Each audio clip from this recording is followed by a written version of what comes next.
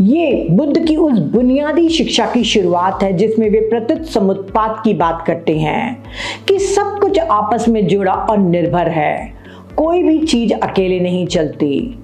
बौद्ध भिक्षु अजानसुआत ने इसी बात को एक तर्क से समझाया।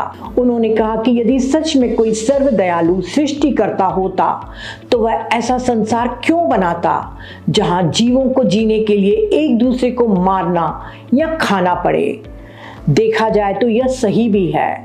इकोलॉजी के फूड चेन्स के अनुसार हम भोजन के लिए पौधे पशुओं पर निर्भर हैं। और अजानसुआत ने आगे कहा कि यदि वास्तव में हम सब पूरी तरह एक होते तो एक व्यक्ति के भोजन करने से सबका पेट भर जाना चाहिए था।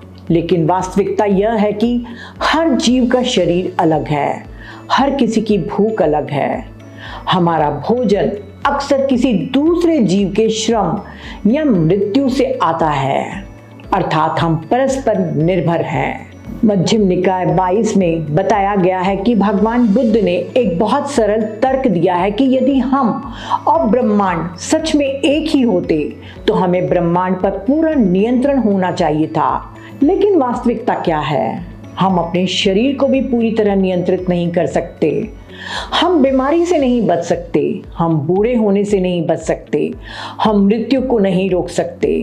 इससे स्पष्ट है कि हम और ब्रह्मांड पूरी तरह एक नहीं हैं। भगवान बुद्ध ने वननेस को अतिवादी दृष्टिकोण माना। इसके कारण इस प्रकार हैं। पहला, जागृति में बाधा। मुक्ति के लिए आवश्यक है कि हम शरीर, मन और अनुभवों को अनात्म नॉन सेल्फ के रूप में देखें। सब एक हैं मानने से यह समझ विकसित नहीं होती। दूसरा, दुख समाप्त नहीं होता। भले ही कोई व्यक्ति सब एक है जैसा अनुभव करे, फिर भी अनित्य और परिवर्तन बने रहते हैं। इसीलिए केवल एकत्व का अनुभव दुख का अंत नहीं करता। तीसरा, नियंत्रण का अभाव। यदि हम और ब्रह्मांड सच में एक ही होते तो हमें पूरे ब्रह्मांड पर नियंत्रण होना चाहिए। लेकिन वास्तविकता में हम अपने शरीर और आसपास के वातावरण को भी पूरी तरह नियंत्रित नहीं कर पाते।